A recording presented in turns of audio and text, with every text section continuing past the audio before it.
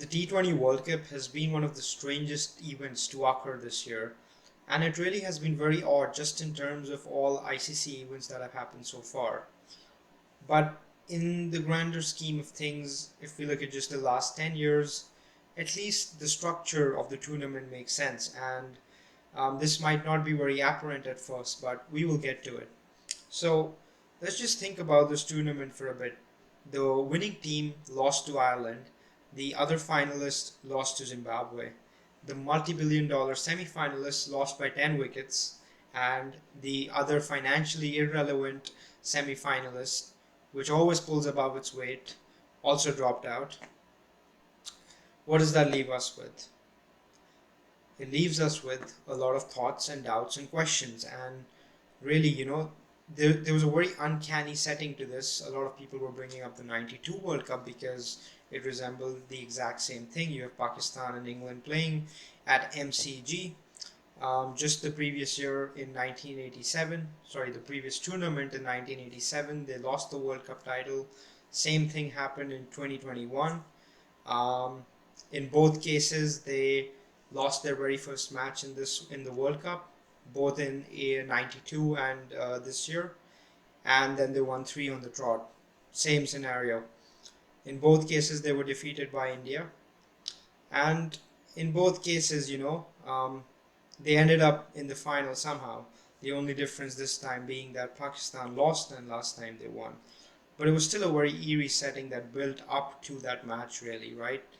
And just a number of odd things, you think about that happened in this tournament that really affected it financially. First off, the West Indies dropping out before the Super 12s, just think about it. You have these marquee players, these big names who play a lot of league cricket essentially, and so they're marquee T20 players, and they dropped out. So that was the first hit really to this tournament.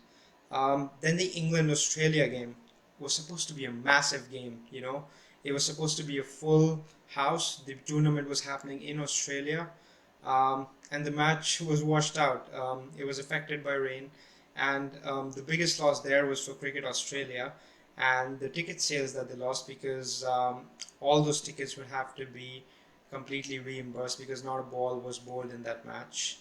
So think about it like this: you have India, England, and Australia, largely India, which dominate the revenue in cricket and how money is distributed. And you have Pakistan as a very relevant television revenue generating audience, and also in terms of stadium attendance. Increasingly, there is a role for Bangladesh as well in the same capacity.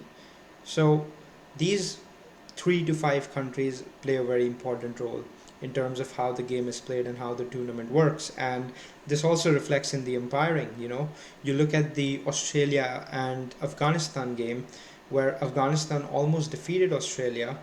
They lost only by 4 runs. There were a few umpiring decisions that went against Afghanistan, and the umpires favored Australia, and that's nothing new. We know historically that umpires have favored Australia and England because these have been the powerhouses in cricket. Similarly, you see that in India was completely favored against Pakistan and Bangladesh. Kohli literally has complete say over no balls at this point, and Pakistan was favored over Bangladesh as well in that crucial game between Pakistan and Bangladesh, which was basically leading to Pakistan reaching to the semi-finals. And you see that hierarchy reflected in the umpiring as well, and that says something. And so, really, the secret to the tournament lies in its structure. If we go back to the 2007 ODI World Cup, you would notice that there were four groups, and each group had four teams. That was a total of 16 teams. It was a much bigger World Cup with a lot more teams. But what happened is India lost two out of its three games, and they were knocked out after they lost to Bangladesh. Similarly, Pakistan was knocked out as they lost to Ireland. And when India and Pakistan were out of the group stage matches, 99% of television revenue was already gone, and most of the tournament was yet to go. So that wasn't exactly a very profitable World Cup. In fact, they probably made losses.